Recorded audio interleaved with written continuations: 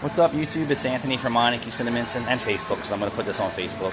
We have a new customer, 2011 Subaru Outback. Check engine light was on, multiple dash warning lights. Guy's been religiously going to the dealer. It's got 150,000 miles on it.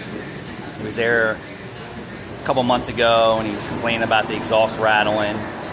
They told him it was the heat shields, and then now he's back at the dealership yesterday, and they told him he needs the $3,000 exhaust system to resolve all his problems. So I said, hey, let me check it out. Let me see what's going on.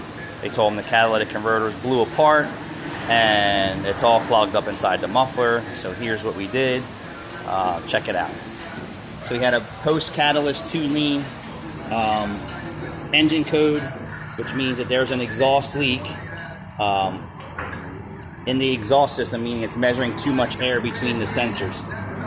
The gaskets were worn out underneath the shielding, which is a horrible rattle constantly from Subaru.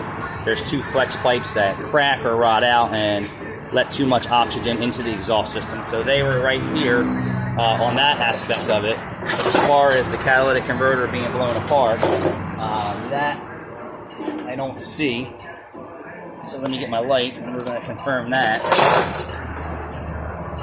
So there's the catalyst completely still inside of the converter. There is another one here that I inspected for rattling. That's not happening. So they said the converter was clogged up inside the muffler. So I cut the muffler apart to see, and here's what you got.